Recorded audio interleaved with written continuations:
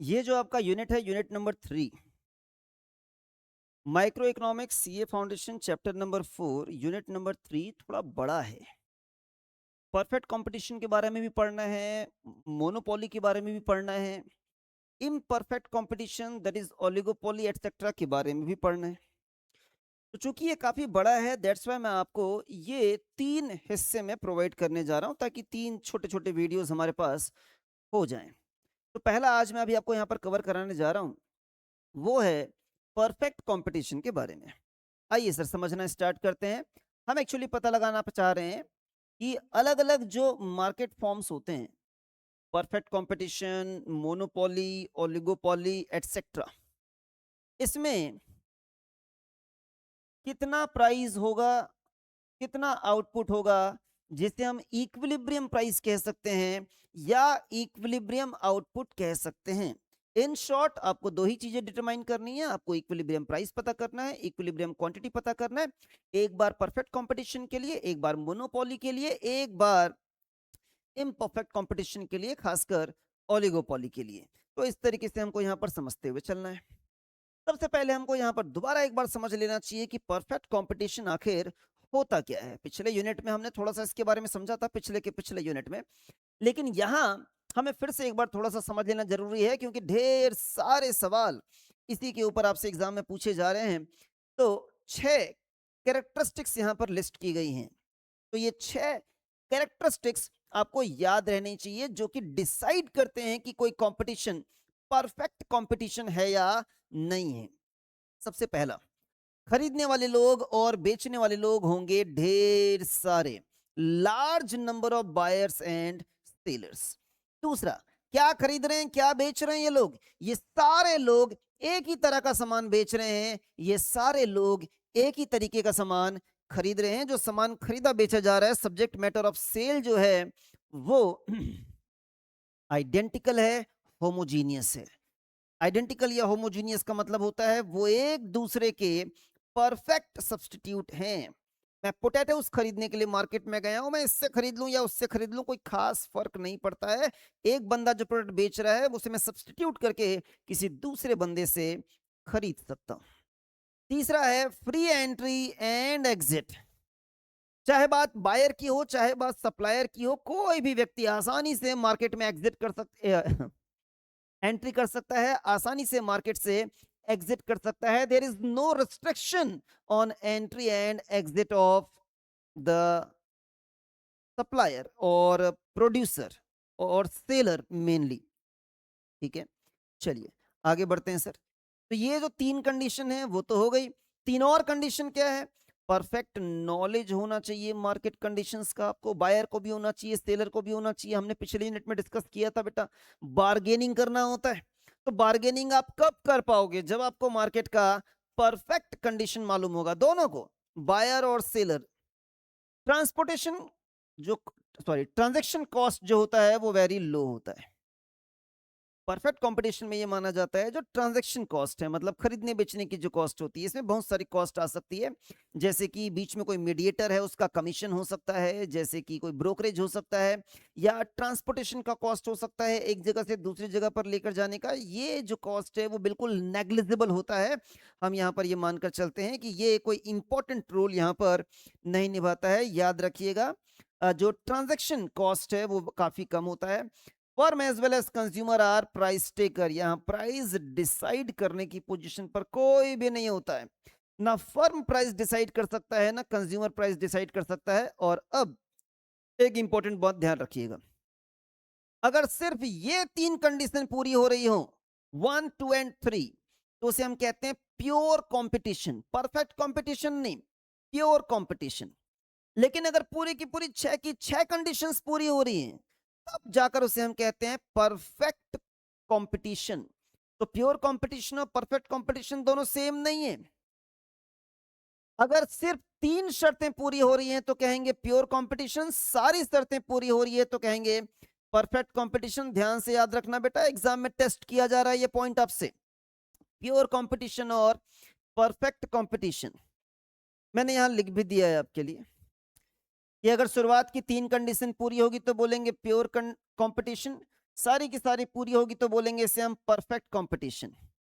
वैसे perfect competition के बारे में मैं कई बार आपको बता चुका हूं कि ये रियल वर्ल्ड में एग्जिस्ट करता ही नहीं है, ये एक मिथ है, ये एक हाइपोथेटिकल सिनेरियो है, हाइपोथेटिकल सिचुएशन है। तो ये भी आपसे एग्जाम में टेस्ट किया जा रहा है, याद रखिएगा। रियल वर्ल्ड में परफेक्ट कंपटीशन जैसे कोई चीज पाई ही नहीं जाती है, ये एक मिथ है। लेकिन फिर भी कोई जिद पर अड़ जाए कि बताओ ना, कोई तो मार्केट होगा, किसी प्रोडक्ट का तो मार्केट होगा जो परफेक्ट कंपटीशन होता है। तो आपको अगर कोई एग्जांपल लेना भी है, कोई मार्केट अगर आपको परफेक्ट कंपटीशन एज्यूम करना भी है, तो आपको क्या करना चाहिए, जो एग्रीकल्चरल प्रोडक्ट्स का मार्केट होता है। मैं हमेशा से वही एग्जांपल भी लेकर चल रहा हूं आपके लिए, जैसे पोटैटोस का मार्केट मैंने एग्जांपल में आपके लिए लिया, यही एग्जांपल जो है एग्रीकल्चरल प्रोडक्ट्स का मार्केट, क्योंकि एग्रीकल्चरल प्रोडक्ट्स मोर और लेस सेम होते हैं, उसमें कोई खास डिफरेंशिएशन नहीं होता है। खरीदते समय आप सेलर टू सेलर जो है उसमें कोई डिस्क्रिमिनेशन नहीं करते हैं। अब परफेक्ट कंपटीशन में एग्जैक्टली हमको क्या डिसाइड करना है, दो चीजें डिसाइड करनी है, प्राइस डिसाइड करना है और क्वांटिटी डिसाइड करना है। किस प्राइस पर बेचूं और कितनी क्वांटिटी बेचूं। इंडिविजुअल फर्म हूं ना मैं अकेला एक इंडिविजुअल फर्म हूं और मेरी समस्या ये चल रही है कि यार कौन से प्राइस पर बेचा जाए और कितनी क्वांटिटी बेची जाए। दो समस्याएं हैं मेरे पास। कौन से प्राइस पर बेचा जाए ये मैं डिसाइड नहीं कर सकता, कौन से प्राइस पर बेचा जाएगा ये मार्केट मुझे डिसाइड करके देगा। डिमांड और सप्लाई के फोर्सेस मिलकर डिसाइड करके देंगे। तो हम क्या करेंगे, आगे चल के मैंने डायग्राम बनाया भी है आपके लिए, एक डिमांड कर्व बनेगा, एक सप्लाई कर्व बनेगा। कौन सा डिमांड कर्व है, ये मार्केट का डिमांड कर्व है। ये कौन सा सप्लाई कर्व है, ये मार्केट का सप्लाई कर्व है। किसी मेरे अकेले इंडिविजुअल फर्म का डिमांड सप्लाई नहीं है, ये मार्केट का डिमांड कर्व है। मेरे जैसे जितने लोग सामान बेचने वाले हैं सबकी डिमांड, सबकी सप्लाई मिलाकर कर्व बनाया गया है पूरे मार्केट का। यहां पर जो ये इक्विलिब्रियम पॉइंट आ रहा है, यहां से हम परपेंडिकुलर ड्रॉ करेंगे क्योंकि हम वाई एक्सिस में प्राइस को रिप्रेजेंट करते हैं। ये जो प्राइस निकल कर आएगा ये हमारे पूरे मार्केट में जो प्राइस प्रिवेल कर रहा है वो है। और जो मार्केट में प्राइस प्रिवेल कर रहा होता है वही प्राइस मुझे अडॉप्ट करना पड़ेगा। मैं कोई अपने मन से प्राइस यहां पर नहीं ले सकता हूं। तो पहली समस्या का समाधान तो हो गया कि हमें जब प्राइस डिटरमाइन करना होगा तो प्राइस डिटरमाइन करने के लिए हम इंडस्ट्री की तरफ देखेंगे, मार्केट की तरफ देखेंगे। और मार्केट यहां पर जो होता है वो प्राइस मेकर होता है, वो प्राइस तय करके हमको बताएगा। जो भी प्राइस वो हमें बताएगा उस प्राइस को हम यहां पर एक्सेप्ट कर लेंगे, because we are the price taker, because we the firm are the price taker. चलिए ठीक, आपने बता दिया हमको कि हम कौन से प्राइस पर बेचें। दूसरा सवाल, कितना बेचें, कितना बेचें ये कैसे डिसाइड करेंगे। तो कितना बेचें ये हम डिसाइड करेंगे दो अलग अलग सिनेरियो में। जब हमें पता लगाना होगा कि हम कितनी क्वांटिटी बेचें जिससे कि हमारा प्रॉफिट मैक्सिमाइज हो जाए। ये बोलता है मैं बता रहा हूं ना कितना क्वांटिटी बेचना है। मैंने कहा भाई तुम जो बताओगे वो तो पूरे मार्केट का बताओगे कि सारे के सारे फर्म्स मिलकर टोटल कितना क्वांटिटी बेचोगे, मुझे उससे मतलब नहीं। मैं तो इंडिविजुअल फर्म हूं, मुझे बताओ कि मैं कितना बेचूं। प्राइस इज ओके कि सब लोग उसी प्राइस पर बेचेंगे, मैं भी उसी प्राइस पर बेचूंगा, कोई दिक्कत नहीं है। पर ये जो क्वांटिटी तुम यहां बता रहे हो वो तो एग्रीगेट क्वांटिटी है कि पूरे मार्केट में, पूरी इकोनॉमी में सारे लोग मिलकर कितनी क्वांटिटी बेचने वाले, पूरी इंडस्ट्री में सब लोग मिलकर कितनी क्वांटिटी बेचेंगे। Equilibrium quantity of the industry, equilibrium quantity of the market नहीं। तुम मेरा बताओ इंडिविजुअल फर्म का कि मैं कितना बेचूं। इस क्वांटिटी को पता लगाने के दो केसेस हो सकते हैं। आपको दो सवालों के जवाब चाहिए। शॉर्ट रन, शॉर्ट रन में मुझे कितना बेचना है, और लॉन्ग रन, लॉन्ग रन में मुझे कितना बेचना है। शॉर्ट रन में मैं कितनी क्वांटिटी बेचूं जिससे कि मेरा प्रॉफिट मैक्सिमाइज हो जाए, लॉन्ग रन में मुझे कितनी क्वांटिटी बेचनी चाहिए जिससे कि मेरा प्रॉफिट मैक्सिमाइज हो जाए। So price, price firm specific नहीं हो सकता। प्राइस जो है वो इंडस्ट्री डिसाइड करके देगी, लेकिन क्वांटिटी, क्वांटिटी जो है वो फर्म स्पेसिफिक है। वो आपके फर्म की सिचुएशंस के ऊपर डिपेंड करता है कि आपको कितना बनाना है जो आपके लिए ज्यादा से ज्यादा फायदेमंद होगा। दो बार पता लगाएंगे, एक बार शॉर्ट रन के लिए, एक बार लॉन्ग रन के लिए। फॉर एग्जाम्पल कोई भी XYZ क्वांटिटी आपने पता लगा ली, फॉर एग्जाम्पल यहां पता लगा लिया Q1 और यहां पता लगा लिया Q2। बस क्वांटिटी पता करना ही है आपके हाथ में कि मैं एग्जैक्टली कितनी क्वांटिटी बेचूं जो कि मेरे लिए इक्विलिब्रियम क्वांटिटी है, जहां पर मेरा प्रॉफिट मैक्सिमाइज होगा। देन अब आप सच में कितना प्रॉफिट कमाएंगे या आपके ऊपर नहीं है। आप सच में 3 अलग अलग तरीके से प्रॉफिट कमा सकते हैं इस क्वांटिटी को बेचकर, जो क्वांटिटी आपने डिसाइड की, और यही बेस्ट ऑप्शन है आपके पास। इस बेस्ट ऑप्शन को अडॉप्ट करने के बाद कभी कभी आपको होगा नॉर्मल प्रॉफिट। क्या होता है नॉर्मल प्रॉफिट, अभी हम डिस्कस करेंगे। कभी कभी आपको हो सकता है सुपर नॉर्मल प्रॉफिट, और इवन कभी कभी आपको लॉसेस भी हो सकते हैं। लॉसेस हो रहे हैं तो बिजनेस बंद कर दें क्या हम? नहीं, शॉर्ट रन का मामला है। शॉर्ट रन में हो सकता है कि हम लॉसेस के साथ भी बिजनेस कंटिन्यू कर रहे हो, बट इन लॉन्ग रन में जब मैं ये क्वांटिटी बेचने का डिसाइड किया हूं तो मुझे कौन सा प्रॉफिट हो सकता है? क्या मुझे लॉस भी हो सकता है? नहीं।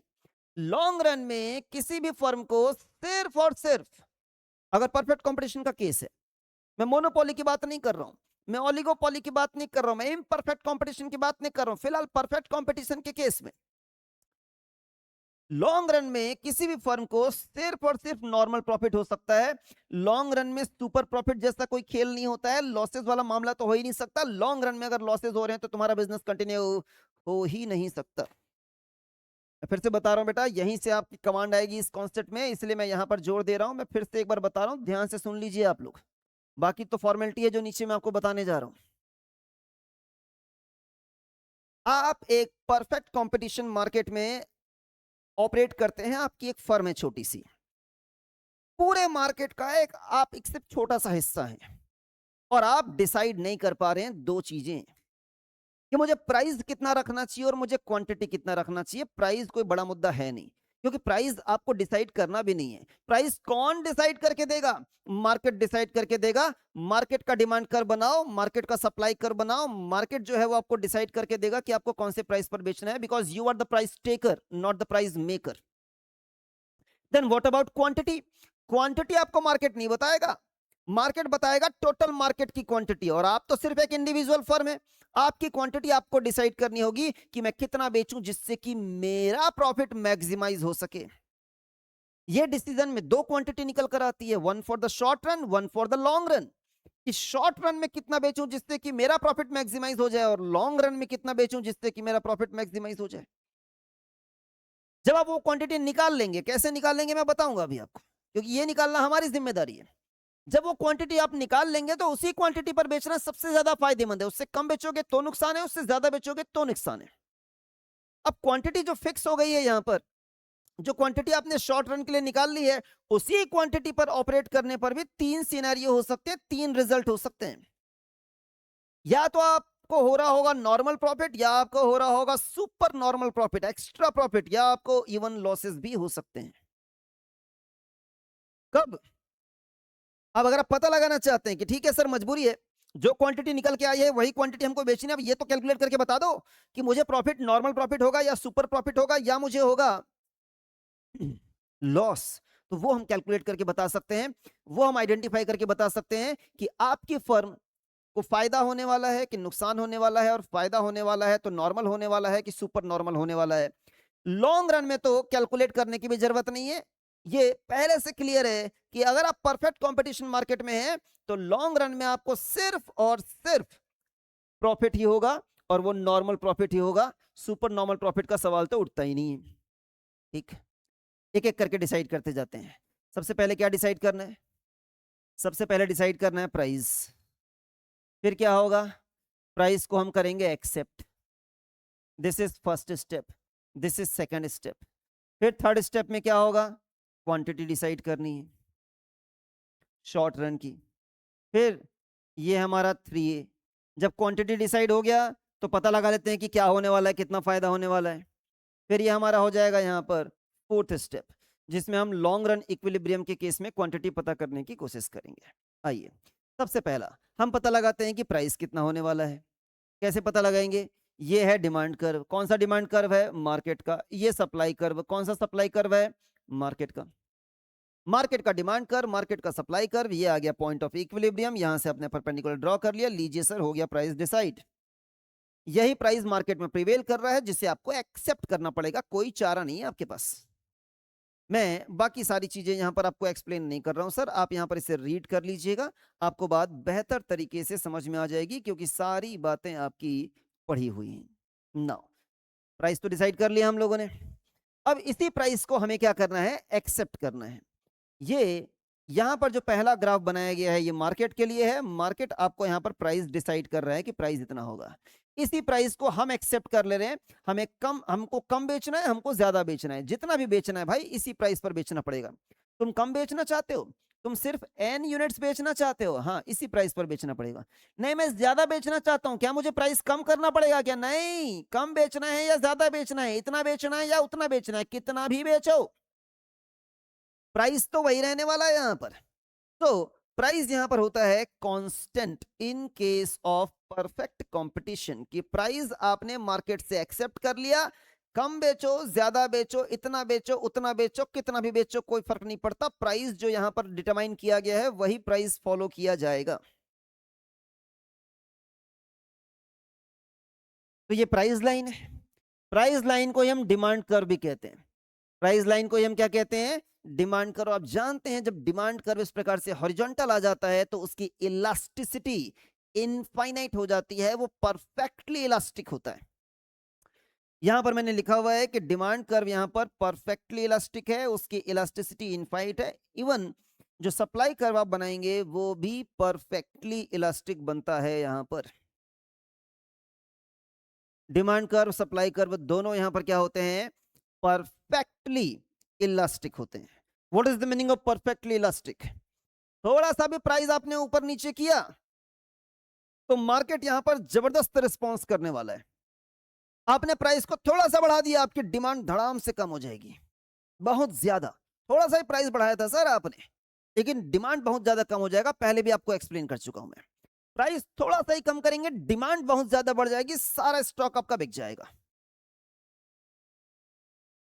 तो ऐसे केसेस में ये हाईली सेंसिटिव होता है। तो याद रखना, परफेक्ट कंपटीशन के केस में, परफेक्ट कंपटीशन के केस में जो डिमांड कर्व होता है वो हॉरिजॉन्टल होता है। परफेक्ट कंपटीशन के केस में डिमांड कर्व वो डाउनवर्ड स्लोपिंग नहीं होता सर, जो हमेशा हुआ करता था ना, डाउनवर्ड स्लोपिंग नहीं होगा। परफेक्ट कंपटीशन के केस में डिमांड कर्व बनता है horizontal, parallel to the X axis. और दैट्स व्हाई हम कहते हैं कि इसका जो इलास्टिसिटी है वो इनफाइनाइट है, ये परफेक्टली इलास्टिक है।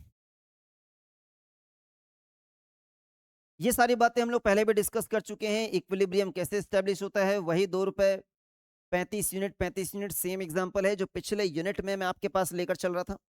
पिछले यूनिट में हम लोगों ने पढ़ा था कि इक्विलिब्रियम प्राइस यहाँ पर कितने का है, 2 रुपए का है, और ये क्वांटिटी पे स्टक नहीं हो जाना है, ये मार्केट की क्वांटिटी है सर, कि पूरे मार्केट को मिलके 35 यूनिट की सप्लाई करनी है, पूरे मार्केट ने मिलके 35 यूनिट की डिमांड क्रिएट की है, हमको अपना क्वांटिटी अलग से कैलकुलेट करना पड़ेगा। This price is taken by the firm. तो ये प्राइस फर्म ले लेती है। एक खासियत ये होती है, आप देखेंगे प्राइस यहाँ पर 2 2 रुपए है, कांस्टेंट है, चेंज नहीं हो रहा है। यहाँ पर आप क्वांटिटी बढ़ाते जा रहे हो बेचने की, जनरली हम ये मान के चलते हैं, प्रोफेसर मार्शल ये कहते हैं कि ज्यादा क्वांटिटी बेचनी है तो सस्ता बेचना पड़ेगा।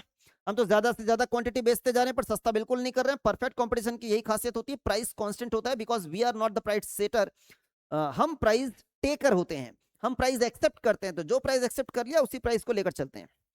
क्योंकि प्राइस यहाँ पर कांस्टेंट है तो एवरेज रेवेन्यू और प्राइस आपस में बराबर होता है, एवरेज रेवेन्यू भी कांस्टेंट हो गया। और यहां गजब की बात होती है, चूंकि प्राइस कांस्टेंट है, दैट्स व्हाई मार्जिनल रेवेन्यू भी यहां पर क्या होती है, कांस्टेंट होती है। परफेक्ट कंपटीशन के लिए रट लीजिए, परफेक्ट कंपटीशन के लिए रट लीजिए, वैसे तो हर जगह पर प्राइस और एवरेज रेवेन्यू बराबर होता है, यहां पर price average revenue marginal revenue तीनों आपस में बराबर होते हैं। रट लीजिए, price average revenue marginal revenue, price average revenue marginal revenue, तीनों हमेशा हमेशा हमेशा आपस में बराबर होते हैं। मैंने यहां लिखा भी है, ये आपका प्राइस कर्व है, ये लिखा है एवरेज रेवेन्यू, ये लिखा हुआ है मार्जिनल रेवेन्यू, यही एवरेज रेवेन्यू कर्व है, यही मार्जिनल रेवेन्यू कर्व है, और यही आपका डिमांड कर्व भी है। तो क्या है ये हॉरिजॉन्टल लाइन, प्राइस लाइन, क्या है ये हॉरिजॉन्टल लाइन, डिमांड कर्व, क्या है ये horizontal line, average revenue curve, यही हॉरिजॉन्टल लाइन क्या कहलाएगा, marginal revenue curve. Perfect competition की सबसे बड़ी खासियत याद रखिएगा।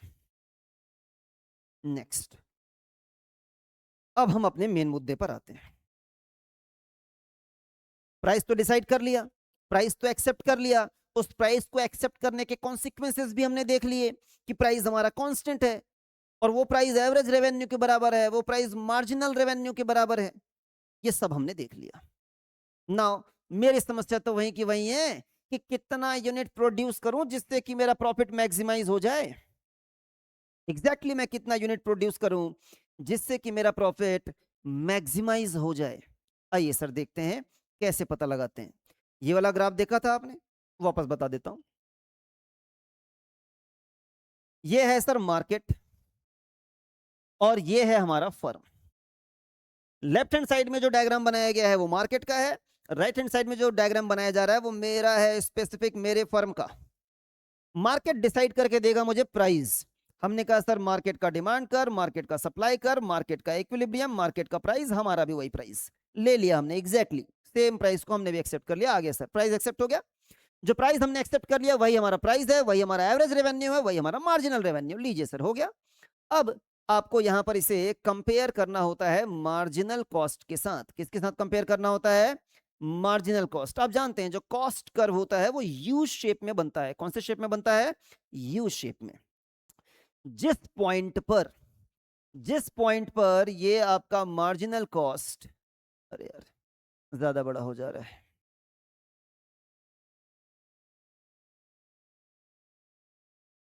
जिस पॉइंट पर आपका मार्जिनल कॉस्ट मार्जिनल रेवेन्यू के बराबर है, आप मार्जिनल रेवेन्यू बोल लीजिए, एवरेज रेवेन्यू बोल लीजिए, प्राइस बोल लीजिए, लेकिन जनरली जो वर्ड यूज किया जाता है वो है मार्जिनल रेवेन्यू। जिस पॉइंट पर मार्जिनल रेवेन्यू और मार्जिनल कॉस्ट आपस में बराबर हो जाए वो है आपका पॉइंट ऑफ इक्विलिब्रियम। आपको उतनी क्वांटिटी प्रोड्यूस करनी चाहिए। आप यहां पर ध्यान दीजिए, एक तो ये वाला पॉइंट है, एक ये वाला पॉइंट है जहां पर मार्जिनल रेवेन्यू और मार्जिनल कॉस्ट आपस में बराबर है क्योंकि दोनों वहां पर इंटरसेक्ट कर रहे हैं। हॉरिजॉन्टल लाइन मेरा मार्जिनल रेवेन्यू कर्व है और ये जो यू शेप में बना हुआ है वो क्या है? मेरा मार्जिनल कॉस्ट कर्व है। जहां जहां पर वो इंटरसेक्ट करेंगे वहां पर दोनों की वैल्यू आपस में बराबर होगी। यहां पर दोनों की वैल्यू बराबर है और यहां पर दोनों की वैल्यू बराबर है। इस पॉइंट को पॉइंट ऑफ इक्विलिब्रियम नहीं माना जाता है, इस पॉइंट को पॉइंट ऑफ इक्विलिब्रियम माना जाता है। दैट्स वाई परफेक्ट कंपटीशन में, शॉर्ट रन में, परफेक्ट कंपटीशन में शॉर्ट रन के लिए अगर आप इक्विलिब्रियम क्वांटिटी पता लगाना चाह रहे हैं तो दो शर्तें पूरी होनी चाहिए। पहली शर्त कि मार्जिनल रेवेन्यू और मार्जिनल कॉस्ट बराबर होने चाहिए, और दूसरी शर्त जो आपका मार्जिनल कॉस्ट है वो अपवर्ड स्लोपिंग होना चाहिए। ध्यान देना बेटा, यहां से यहां तक मार्जिनल कॉस्ट डाउनवर्ड स्लोपिंग है। Initially marginal cost downward sloping है, फिर मार्जिनल कॉस्ट हो रहा है अपवर्ड स्लोपिंग। अगर आप इस पॉइंट को कंसीडर करेंगे तो यहां पर भी मार्जिनल रेवेन्यू और मार्जिनल कॉस्ट बराबर है, लेकिन मार्जिनल कॉस्ट वहां पर डाउनवर्ड स्लोपिंग है, और इस पॉइंट पर मार्जिनल रेवेन्यू और मार्जिनल कॉस्ट बराबर है और वो आपका वहां पर अपवर्ड स्लोपिंग है। कैसा है बेटा? वहां पर अपवर्ड स्लोपिंग। आइए मैं दिखाता हूं आपको, ये लीजिए। पहली कंडीशन कि मार्जिनल रेवेन्यू मार्जिनल कॉस्ट के बराबर होना चाहिए। कौन सा मार्जिनल रेवेन्यू? वही जो एवरेज रेवेन्यू के बराबर है, वही जो प्राइस के बराबर है। अच्छा ठीक। दूसरी शर्त, marginal cost curve should have positive slope.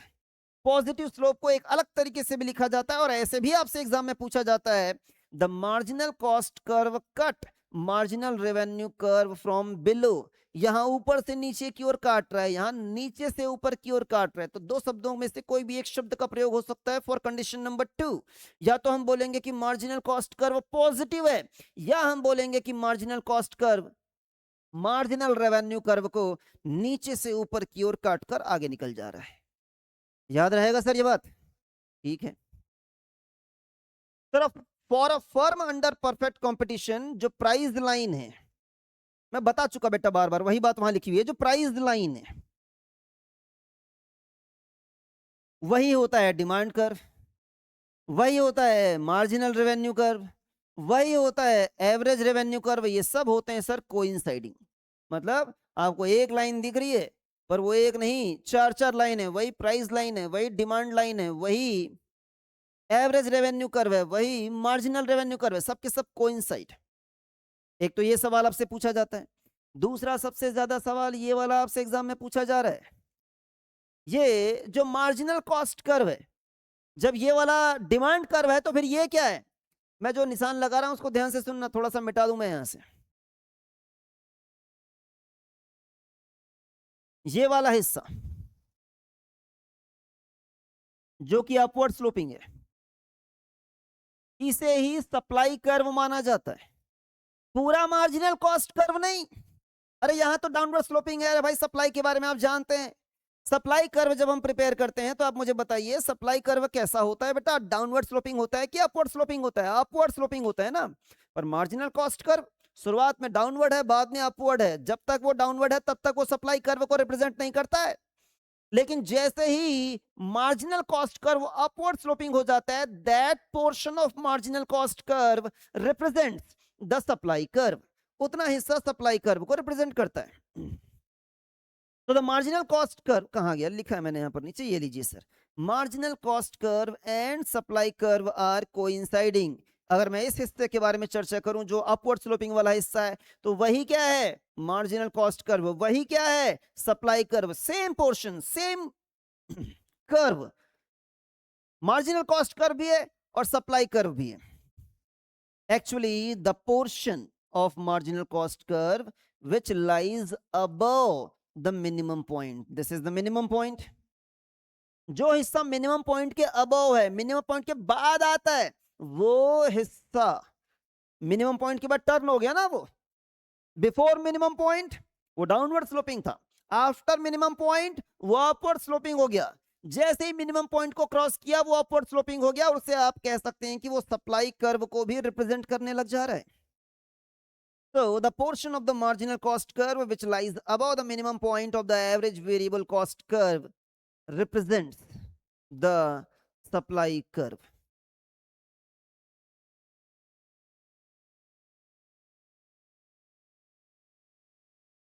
Decision making.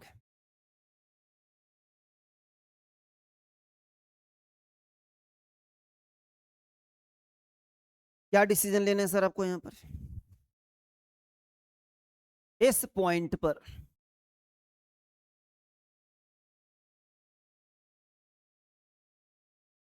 इस पॉइंट पर मार्जिनल रेवेन्यू और मार्जिनल कॉस्ट बराबर है। इसके पहले मार्जिनल रेवेन्यू बड़ा है मार्जिनल कॉस्ट से, इसके बाद मार्जिनल रेवेन्यू छोटा हो जाएगा मार्जिनल कॉस्ट से। तो अगर आप उस पॉइंट के पहले, अगर आपका मार्जिनल रेवेन्यू ज्यादा है मार्जिनल कॉस्ट से, या मार्जिनल रेवेन्यू कम है मार्जिनल कॉस्ट से, मतलब आप इक्विलिब्रियम की पोजीशन पर नहीं हैं। जब तक आप इक्विलिब्रियम की पोजीशन पर पहुंचेंगे नहीं, आप अपना प्रॉफिट मैक्सिमाइज नहीं कर सकते। तो आप क्या करेंगे, अगर मार्जिनल रेवेन्यू ज्यादा है और मार्जिनल कॉस्ट कम है, रेवेन्यू ज्यादा आ रही है और कॉस्ट कम लग रही है मुझे, तो और प्रोडक्शन बढ़ाएंगे और आउटपुट बढ़ाएंगे, तब तक बढ़ाते रहेंगे जब तक मार्जिनल रेवेन्यू और मार्जिनल कॉस्ट आपस में बराबर ना हो जाए।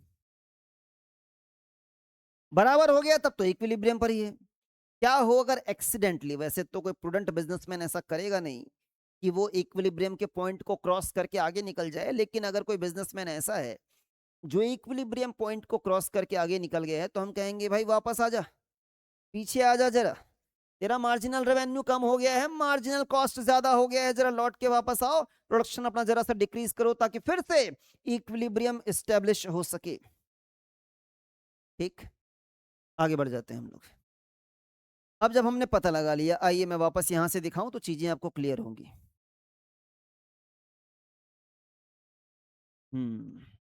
ये लीजिए सर, डिसाइड, प्राइस कैसे डिसाइड किया, हमने डिसाइड किया या मार्केट ने, प्राइस हमें मार्केट ने डिसाइड करके दिया, हमने उसे एक्सेप्ट कर लिया और हमने नाम दिया कि ये जो प्राइस तुमने हमको दिया है यही हमारा एवरेज रेवेन्यू है, यही हमारा मार्जिनल रेवेन्यू है। जब ग्राफ में रिप्रेजेंट करते हैं तो हॉरिजॉन्टल लाइन बनता है।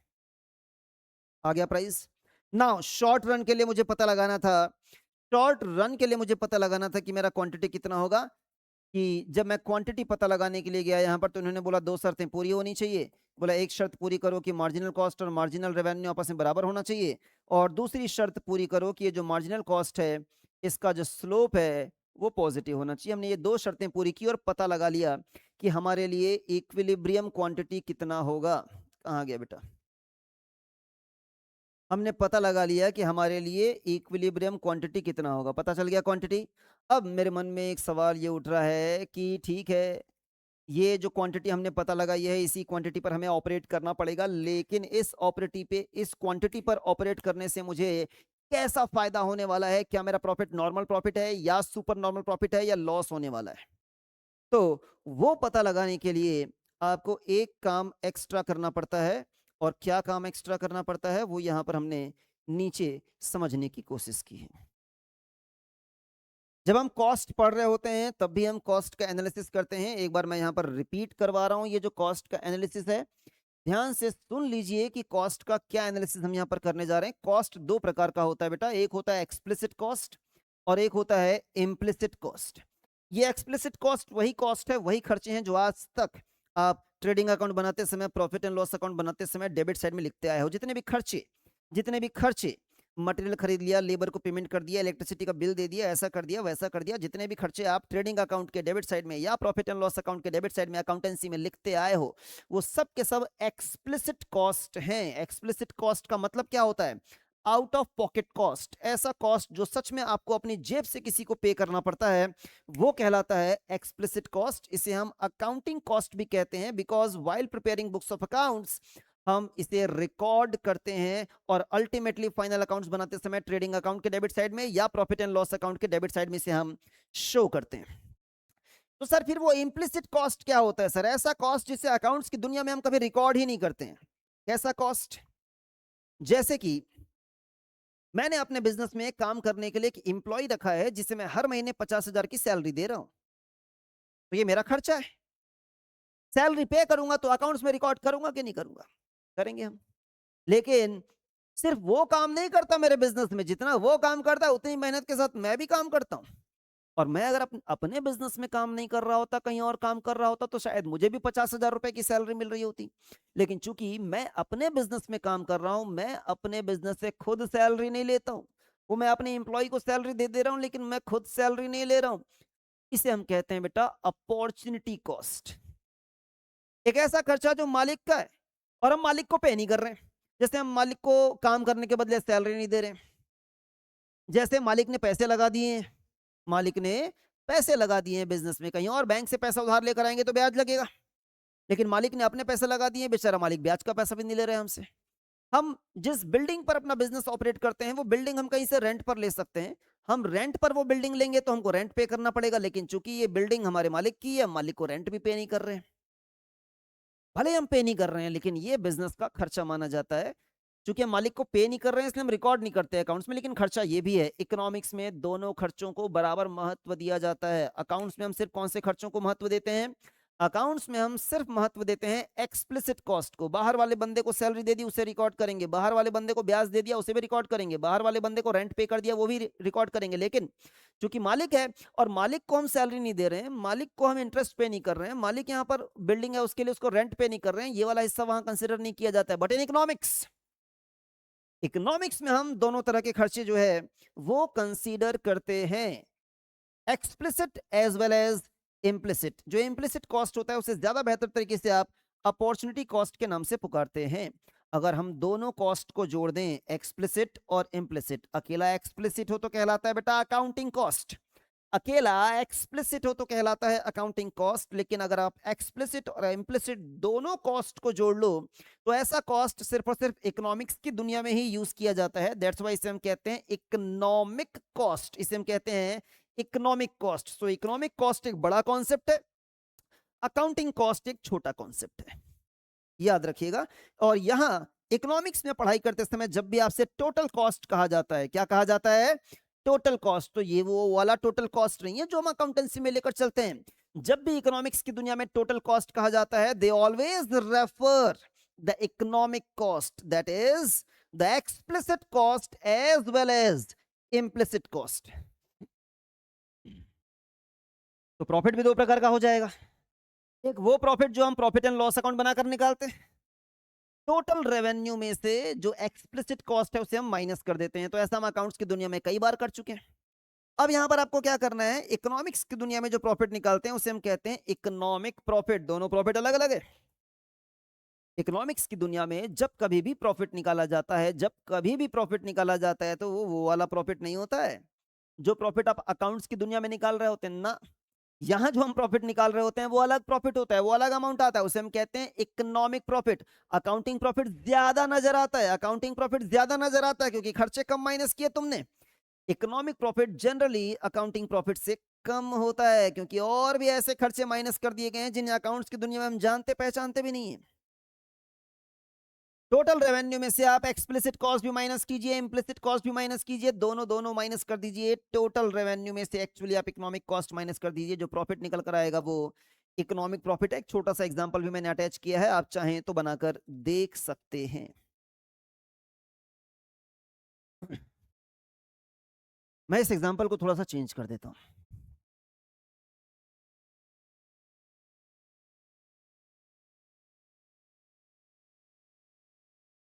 इस एग्जांपल को थोड़ा सा चेंज कर देता हूं ताकि बात बेहतर तरीके समझ में आए। एक ऐसा फर्म है जिससे मैंने रिपोर्ट पूछी कि बता भाई कितना रेवेन्यू तेरा जनरेट हुआ है, कितने कितने तेरे खर्चे आए हैं। उसने बताना चालू किया मुझे। उसने मुझे बताया कि उसने टोटल रेवेन्यू जनरेट किया है 10 लाख रुपए का, और एक्सप्लिसिट कॉस्ट जिसे उसने बुक्स ऑफ अकाउंट्स में रिकॉर्ड करके रखा हुआ है, वैसे सारे खर्चे 6 लाख रुपए के आए हुए हैं। मैंने कहा चल भाई पहला काम तो तू एक काम कर, 10 लाख में से 6 लाख माइनस कर ले ताकि तुझे ये पता चल जाए तेरा अकाउंटिंग प्रॉफिट कितने का है। कौन सा प्रॉफिट? Accounting profit. कितने का है बेटा अकाउंटिंग प्रॉफिट? 4 लाख रुपए का। फिर फिर हमने कहा तू इसमें से इम्प्लिसिट कॉस्ट भी माइनस कर दे भाई। इम्प्लिसिट कॉस्ट कौन सा इम्प्लिसिट कॉस्ट? वो जो एम्प्लॉय की सॉरी मालिक की सैलरी, मालिक को दिया जाने वाला इंटरेस्ट, मालिक को दिया जाने वाला रेंट, हाँ वो भी माइनस कर दो। तो बोला तो 4 लाख रुपए सब माइनस कर दिया। बताओ इकोनॉमिक प्रॉफिट कितना आ गया? 0। अगर हम किसी को ये रिपोर्ट करेंगे कि एक बिजनेस चल रहा है, मार्केट में ऑपरेट हो रहा है, उसका इकोनॉमिक प्रॉफिट 0 है, द मोमेंट आप सुनेंगे कि प्रॉफिट 0 है तो आपको लगेगा यार ये क्या बकवास बात है, बिजनेस कर रहे हो प्रॉफिट हो ही नहीं रहा। बिजनेस कर रहे हो और प्रॉफिट हो ही नहीं रहा। पर सच्चाई कुछ और होती है। जब इकोनॉमिक्स की दुनिया में इकोनॉमिक प्रॉफिट 0 भी रिपोर्ट किया जा रहा होता है, तब भी बिजनेस में फायदा हो रहा होता है, क्योंकि ये 2 लाख रुपए की सैलरी तो आपने किसको दी है? ओनर को ही तो दी है। और ये जो इंटरेस्ट आपने पेमेंट किया है वो भी किसको किया है? ओनर को तो ही किया है आपने पेमेंट। अच्छा, मतलब वो 4 लाख रुपए जो हम माइनस कर दे रहे हैं, और माइनस करके इकोनॉमिक प्रॉफिट को हम 0 शो कर रहे हैं, अल्टीमेटली वो किसकी झोली में गया है? मालिक की झोली में गया है। ओके। तो सर जब इकोनॉमिक प्रॉफिट 0 होता है तो आप बोल रहे हो तब भी सच में ऐसा नहीं होता है कि मालिक पैसा नहीं कमा रहा है, मालिक कुछ पैसे कमा रहा होता है। हाँ कमा रहा होता है। कितने कमा रहा है? यहाँ पर 4 लाख रुपए कमा रहा है। एग्जैक्टली 4 लाख नहीं होता, पर अभी के लिए मान लो बेटा, कंफ्यूजन हो जाएगा, बाकी बातें बताऊंगा तो 4 लाख रुपए ये उसका नॉर्मल प्रॉफिट है। अरे भाई तो ये वाला बिजनेस ना भी कर रहा होता, कहीं और जॉब कर रहा होता, तो 2 लाख रुपए कमा रहा होता। अच्छा यहाँ 2 और 3 लाख कर देता हूँ, चलो इसको इसको 2 लाख कर देता हूँ। भाई तू यहाँ बिजनेस ना कर रहा होता, कहीं और जॉब कर रहा होता, तो 2 लाख रुपए कमा रहा होता। तूने पैसा अपने बिजनेस में ना लगाया होता, बैंक में लगा दिया होता, तो बैंक से भी 2 लाख का ब्याज कमा रहा होता। तुम ये बिजनेस ना भी कर रहे होते तो भी तुम 4 लाख रुपए कमा रहे होते। और तुम ये बिजनेस कर रहे हो, तुमने अपने रिसोर्सेज किसी जॉब में ना लगाकर, तुमने अपने रिसोर्सेज किसी बैंक में ना लगाकर, तुमने वो रिसोर्सेज अपने बिजनेस में लगा दिए, और तुम 4 लाख रुपए कमा रहे हो। तो ये तो नॉर्मल है, इतना तो तुमको कमाना ही चाहिए। इतना भी ना कमा पाओ फिर तो किस बात? ऐसा प्रॉफिट नॉर्मल प्रॉफिट कहलाता है। क्या कहलाता है? हम कहते हैं बात तो तब होगी जब तुम अपना लेबर लगा रहे होते कहीं जॉब करने में और वहां से 2 लाख कमा सकते थे। तुम अपना कैपिटल बैंक में लगा दिए होते और वहां से 2 लाख रुपए कमा सकते थे। तुम टोटल 4 लाख रुपए कमा सकते थे, लेकिन तुम अपना बिजनेस करके 6 लाख रुपए कमा रहे हो, 2 लाख रुपए एक्स्ट्रा कमा रहे हो। वो कहलाता है सुपर नॉर्मल प्रॉफिट। एक्स्ट्रा कमाया ना आपने, सुपर नॉर्मल प्रॉफिट। तो normal profit super normal profit क्या हो गया? जो अपॉर्चुनिटी कॉस्ट होती है बेसिकली, वो नॉर्मल प्रॉफिट होती है। मैं फाइनल कंक्लूजन में आपको बता रहा हूं कि मुद्दा क्या याद रखना है, कि इवन आपका इकोनॉमिक प्रॉफिट 0 है, क्योंकि इकोनॉमिक्स में ना कभी अकाउंटिंग प्रॉफिट रिपोर्ट नहीं किया जाता है। इकोनॉमिक्स में जब कभी भी प्रॉफिट रिपोर्ट किया जाता है तो वो प्रॉफिट होता है आपका इकोनॉमिक प्रॉफिट। और कभी अगर आपका इकोनॉमिक प्रॉफिट जीरो भी है तो ये मत सोचना कि प्रॉफिट नहीं हुआ है, एट दैट टाइम भी बिजनेस को प्रॉफिट हो रहा होता है। कौन सा प्रॉफिट? Normal profit. लेकिन क्या हो अगर तुम इकोनॉमिक प्रॉफिट से ऊपर निकल गए हो, मतलब तुम्हारा इकोनॉमिक प्रॉफिट जीरो नहीं आया है, पॉजिटिव आया है, फिर तो तुमने नॉर्मल प्रॉफिट भी कमा लिया और नॉर्मल प्रॉफिट के ऊपर भी कमा लिया। ऐसा प्रॉफिट कहलाता है बेटा सुपर नॉर्मल प्रॉफिट। और कभी कभी ऐसा भी होता है कि कोई बिजनेस इवन नॉर्मल प्रॉफिट भी जनरेट नहीं कर पा रहा होता है, कि भाई तुम कहीं और जाकर जॉब करते तो 2 लाख रुपए कमाते, तुम पैसा बैंक में लगाते थे तो भी 2 लाख रुपए कमाते, टोटल तुम 4 लाख रुपए कमाते, और तुम बिजनेस करके वो बिजनेस में वो रिसोर्सेज लगाकर वो 4 लाख रुपए भी तुम रिकवर नहीं कर पा रहे हो, तो हम कहेंगे तुम्हें लॉस हो जा रहा है ना, लॉस। कहीं और से तुम्हारे पास अपॉर्चुनिटी थी 4 लाख रुपए कमाने की, तुम अपने बिजनेस से सिर्फ 3 लाख रुपए कमा रहे हो, तो 1 लाख रुपए का क्या हो गया? लॉस हो गया। मैकेनिज्म समझिए। मैं ये नीचे तो आ रहा हूं, बता रहा हूं आपको normal profit super normal profit, पहले एक बार मैकेनिज्म समझिए। ये क्रक्स है बेटा पूरा, शॉर्ट रन इक्विलिब्रियम का पूरा क्रक्स यहां पर है।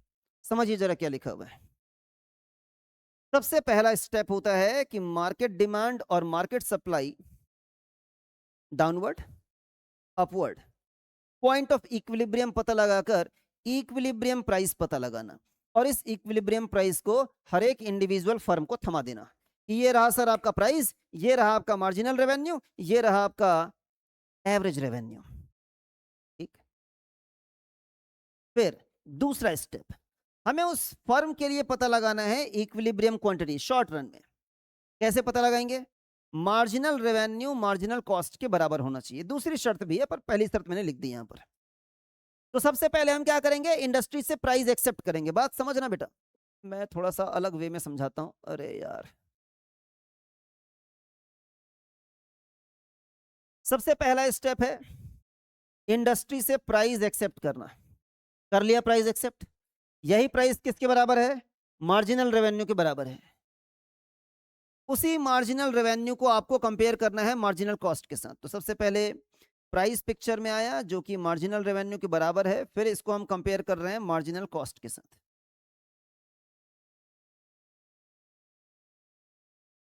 और वहां से हमको पता चलेगा इक्विलिब्रियम क्वांटिटी। हो गया डिसाइड क्वांटिटी। अब उस क्वांटिटी के लिए मैं यहां पर कंफ्यूज हूं कि फायदा कितना होगा, मुझे मैं पता लगाना चाहता हूं। तो मुझे इसी मार्जिनल रेवेन्यू को कंपेयर करना होता है एवरेज टोटल कॉस्ट के साथ। बस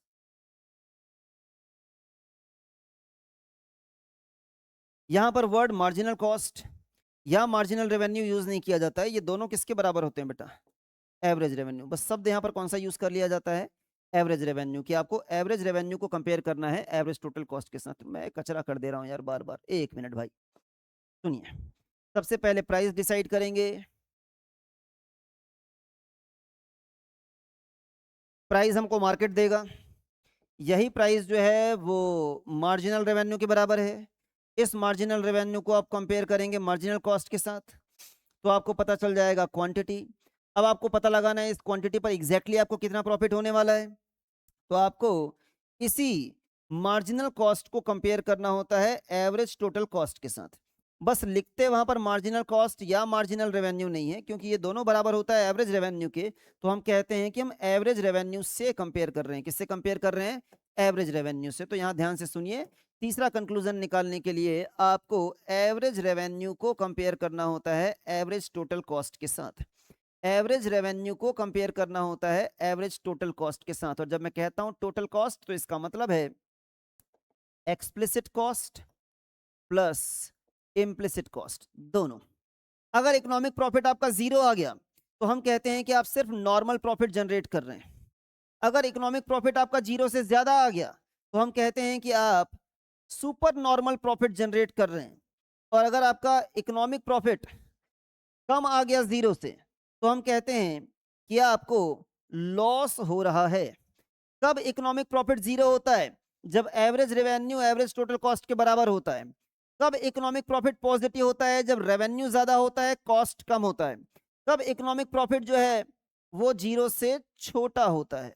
गड़बड़ लिख दिया मैंने यहाँ पर, सुधार लेंगे इसको। छोटा होता है जब रेवेन्यू कम जनरेट हो रही है एज कंपेयर टू कॉस्ट। उम्मीद करता हूं कि बात समझ में आ रही होगी। एवरेज रेवेन्यू और एवरेज टोटल कॉस्ट के बीच में कंपैरिजन करना है। जब दोनों बराबर होते हैं तो हम कहते हैं कि इकोनॉमिक प्रॉफिट जीरो है, और जब इकोनॉमिक प्रॉफिट जीरो होता है तो वैसे केस में नॉर्मल प्रॉफिट जनरेट हो रहा होता है। जब रेवेन्यू ज्यादा होता है तो इकोनॉमिक प्रॉफिट भी ज्यादा होता है, सुपर नॉर्मल प्रॉफिट होता है। जब रेवेन्यू कम होता है तो इकोनॉमिक प्रॉफिट भी कम होता है, और वहां पर आपको लॉस हो रहा होता है। अगर आप ग्राफ के पॉइंट ऑफ व्यू से देखें तो ये हम लोगों ने सबसे पहले यहां पर कौन सा बनाया था बेटा? प्राइस कर्व, जहां पर मार्जिनल रेवेन्यू आया था। फिर मैं यहां पर बना रहा हूं, जरा बात ध्यान से समझना। ये है बेटा आपका मार्जिनल कॉस्ट जो यहां नहीं बना हुआ है, और उससे यहां पर ये आ गया इक्विलिब्रियम पॉइंट। जब हम कहते हैं कि एवरेज रेवेन्यू, ये रहा बेटा आपका एवरेज रेवेन्यू, बराबर है एवरेज टोटल कॉस्ट के, तो ऐसा तभी पॉसिबल होता है जब एवरेज टोटल कॉस्ट इसको टच करके निकल जाए, यहां से बिल्कुल टेंजेंट टच करके निकल जाए। क्योंकि टच करके नहीं निकलेगा, इंटरसेक्ट करेगा तो बात बिगड़ जाएगी। टच करके नहीं निकलेगा, ऊपर से निकल जाएगा तो बात बिगड़ जाएगी। आप, उम्मीद करता हूं तीनों में डिफरेंस आपको समझ में आ रहा होगा। हमने ये वाला लाइन यहां पर एक्स्ट्रा ऐड किया है, एवरेज टोटल कॉस्ट हमने ग्राफ में एक्स्ट्रा यहां पर क्या किया है, ऐड किया है। अच्छा, मार्जिनल कॉस्ट कर्व पहले से बना हुआ है, ये मार्जिनल कॉस्ट कर्व पहले से यहां पर बना हुआ था।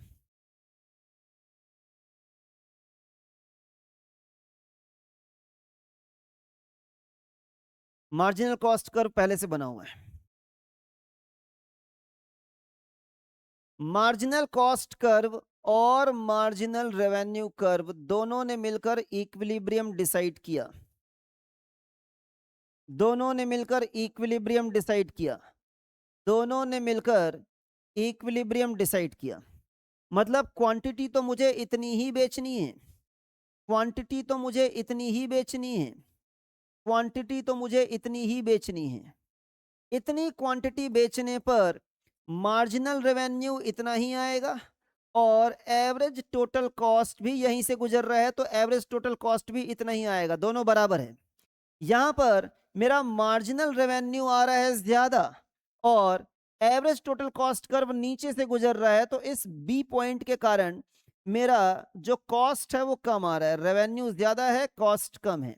यहां पर रेवेन्यू मेरा कम है और ये कॉस्ट कर्व ऊपर से गुजर रहा है, काफी ऊपर से गुजर रहा है, तो मेरा जो कॉस्ट है वो ज्यादा है। आप देख सकते हैं यहां पर रेवेन्यू और कॉस्ट दोनों आपस में बराबर था, यहां रेवेन्यू ज्यादा है कॉस्ट कम है, और यहां पर कॉस्ट ज्यादा है रेवेन्यू कम है। ग्राफ उतना ज्यादा इंपॉर्टेंट नहीं है बेटा, उतना ज्यादा फ्रिक्वेंटली पूछा नहीं जा रहा है या पूछा ही नहीं जा रहा है, इसलिए मैं ग्राफ को काफी डिटेल्स में आपको नहीं समझा रहा हूं यहां पर, क्योंकि उतना जरूरी नहीं है। एक बार जितना समझना जरूरी था उतना मैं आपको समझाने की कोशिश कर रहा हूं। मैं फाइनली कंक्लूजन बताता हूं, आपको बात समझ में आ जाएगी। आ जाइए सर। सिर्फ 2 मिनट लगेगा, पूरा इतना देर से हम पढ़ रहे हैं, सिर्फ 2 मिनट लगेगा सारी चीजों को कंक्लूड करने में, उससे ज्यादा समय नहीं लगना है। ये लीजिए सर।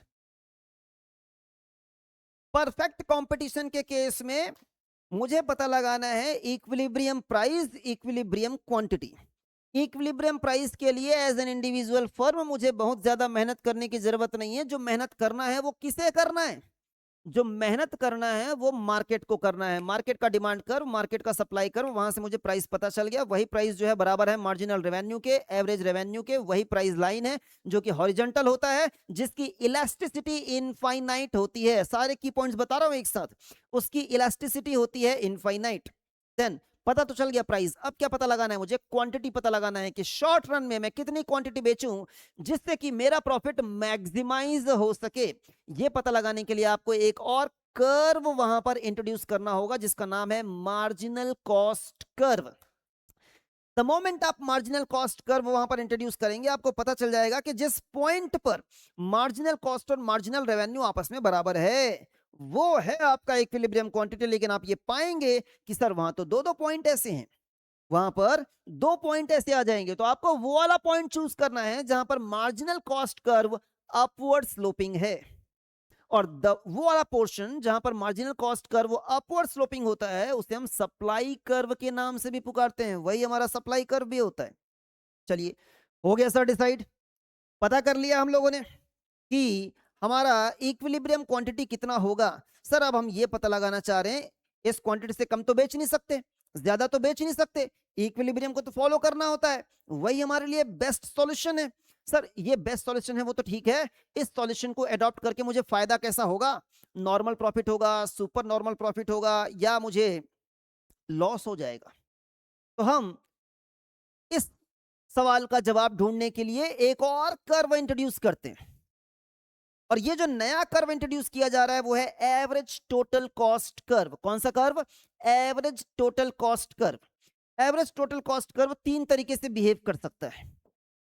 ये जो प्राइस लाइन हम लोगों ने बनाई है ना, या तो इसको टच करके निकल जाएगा, या उसके ऊपर से निकल जाएगा, या उसको इंटरसेक्ट करके नीचे से निकल जाएगा। तीन केसेस हो सकते हैं।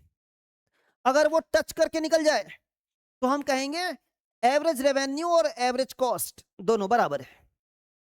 ऐसे केस में इकोनॉमिक प्रॉफिट जीरो होता है। इकोनॉमिक प्रॉफिट जीरो है मतलब नॉर्मल प्रॉफिट जनरेट कर पा रहे हैं हम।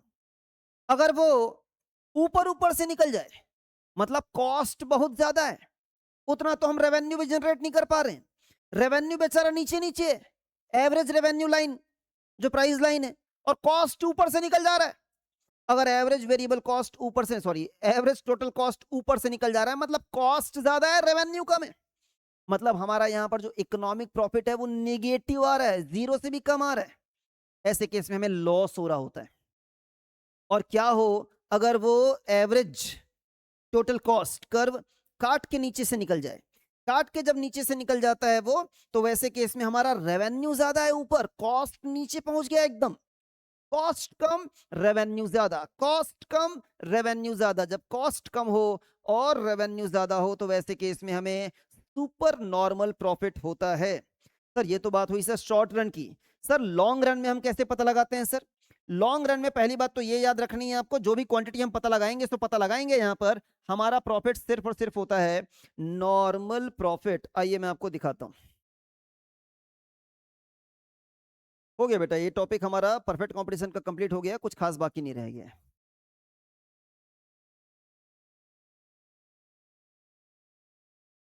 ये एक क्वेश्चन है जो मैंने ड्राफ्ट किया है आप लोगों के लिए, आप घर में बनाना, बन जाएगा आप लोगों से। मैंने स्टडी मेट का एक क्वेश्चन है डाल दिया है, कोई भरोसा नहीं एग्जाम में कभी आ सकता है। ये जो रेड इंक में बातें यहाँ लिखी गई है ना, वो क्वेश्चन में नहीं था। क्वेश्चन में सिर्फ ये ब्लैंक टेबल दिया गया था जिसमें वो सारी चीजें लिखी हुई थी जो ब्लैक इंक से लिखी हुई है। ये रेड इंक वाली चीजें नहीं लिखी हुई थी, रेड इंक वाली चीजें हम लोगों ने सॉल्यूशन के रूप में यहाँ पर लिखी हुई है। आप सिर्फ रीड करेंगे और ये क्वेश्चन आपसे बन जाएगा। स्टडी मैट का क्वेश्चन है इसलिए डाल दिया है मैंने। अब हम यहाँ पर क्वांटिटी पता करना चाह रहे हैं, कहाँ पता करना चाह रहे हैं? लॉन्ग रन इक्विलिब्रियम में। तो सबसे पहली बात ये ध्यान रखिए, लॉन्ग रन में आप अपने प्रॉफिट को मैक्सिमाइज सिर्फ और सिर्फ तभी कर सकते हैं, क्वांटिटी कम या ज्यादा, आपको वो क्वांटिटी चूज करनी है जिस क्वांटिटी के लिए आपका कॉस्ट मिनिमम आ रहा है। क्या होता है बेटा? कॉस्ट कर्व ऐसा बनता है ना बेटा, शुरुआत में जब हम प्रोडक्शन स्टार्ट करते हैं तो कॉस्ट ज्यादा आ रही होती है, फिर जैसे जैसे हम प्रोडक्शन बढ़ाते जाते हैं हमें इकोनॉमीज ऑफ स्केल का फायदा होने लग जाता है और हमारा जो कॉस्ट है वो कम होने लग जाता है। कॉस्ट मतलब एवरेज कॉस्ट, टोटल कॉस्ट तो हमेशा बढ़ेगा ही जब ज्यादा प्रोडक्शन करेंगे, तो बात यहाँ पर चल रही है एवरेज कॉस्ट की। द मोमेंट आपने प्रोडक्शन बढ़ाना चालू किया, आपका जो एवरेज कॉस्ट है वो रिड्यूस होना चालू हो जाता है, आपको इकोनॉमीज ऑफ स्केल का फायदा होना स्टार्ट हो जाता है। कम होते होते होते होते होते वो मिनिमम पर आ जाता है। फिर भी आपने हद कर दिया, प्रोडक्शन जारी रखे हुए हैं, प्रोडक्शन बढ़ाते जा रहे हैं, बढ़ाते जा रहे हैं, बढ़ाते जा रहे हैं। तो अगर आप प्रोडक्शन बढ़ाते ही जाएंगे तो एक मोमेंट के बाद ना वो कॉस्ट अब कम नहीं होगा, अब बढ़ना स्टार्ट हो जाएगा, मतलब वो मिनिमम पर आता है। तो वो यू शेप कर्व का जो बॉटम है बेटा, यू शेप कर्व का जो टर्निंग पॉइंट है वो है मिनिमम पॉइंट। तो आपको प्रोडक्शन बढ़ाते जाना है, बढ़ाते जाना है, बढ़ाते जाना है। प्रोडक्शन बढ़ाते जाएंगे, कॉस्ट कम होते जाएगा, कम होते जाएगा, कम होते जाएगा, और कम होते होते वो मिनिमम पॉइंट पर पहुंच गया। हाँ बस अब रुक जाइए, अब ना प्रोडक्शन बढ़ाइए ना प्रोडक्शन घटाइए। यही है आपका लॉन्ग रन इक्विलिब्रियम। एकदम सिंपल सी कंडीशन है।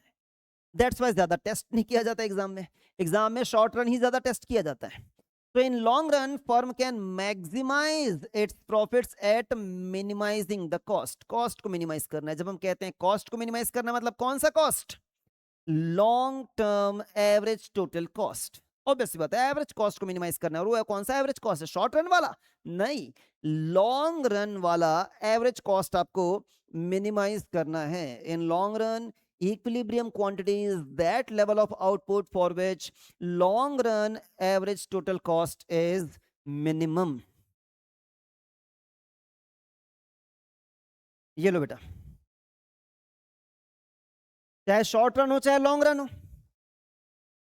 प्राइस तो आपको मार्केट से ही एक्सेप्ट करना पड़ेगा, प्राइस आपको मार्केट से ही एक्सेप्ट करना पड़ेगा, और आप बनाएंगे यहां पर long run average total cost curve. ये रहा आपका कॉस्ट कर्व।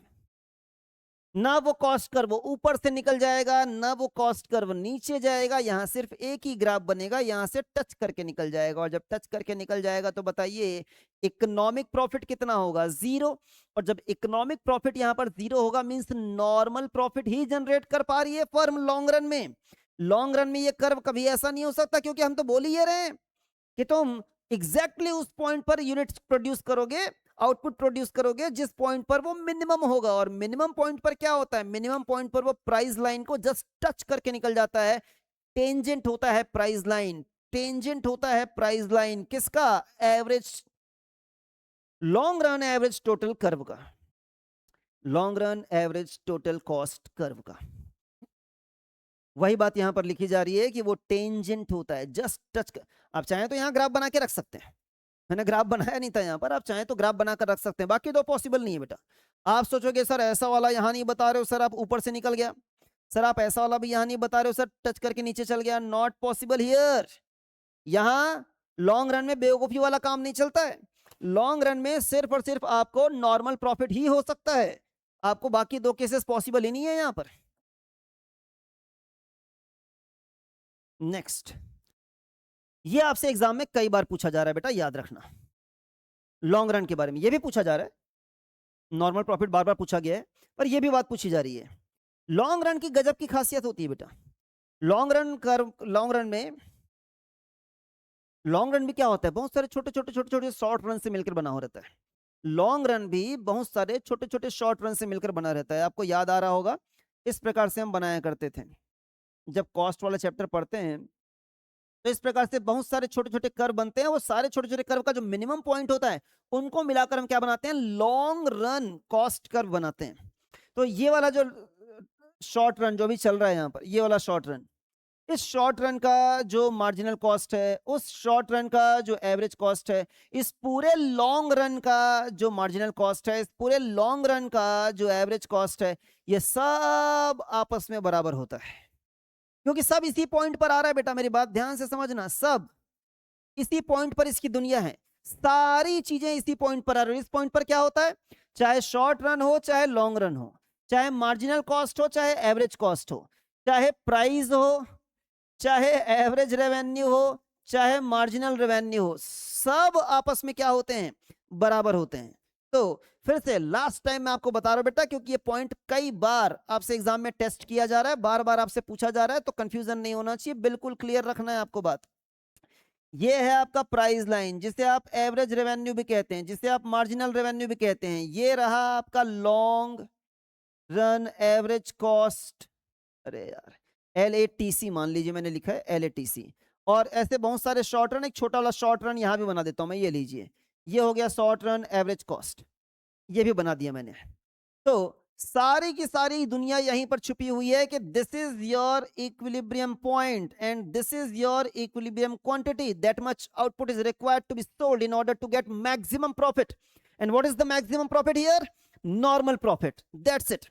यही पॉइंट आपका फाइनल पॉइंट है। तो इस पॉइंट पर, इक्विलिब्रियम पॉइंट पर क्या होगा, इक्विलिब्रियम पॉइंट पर चाहे बात शॉर्ट रन की हो रही हो, चाहे बात शॉर्ट रन की हो रही हो या बात हो रही हो लॉन्ग रन की, चाहे बात मार्जिनल कॉस्ट की हो रही हो चाहे बात हो रही हो एवरेज कॉस्ट की, चाहे बात प्राइस की हो रही हो, एवरेज रेवेन्यू की हो रही हो, मार्जिनल रेवेन्यू की हो रही हो, किसी की भी बात कर लो आप, वो सब सब का सब यहां पर आपस में क्या होगा, बराबर होगा लॉन्ग रन में।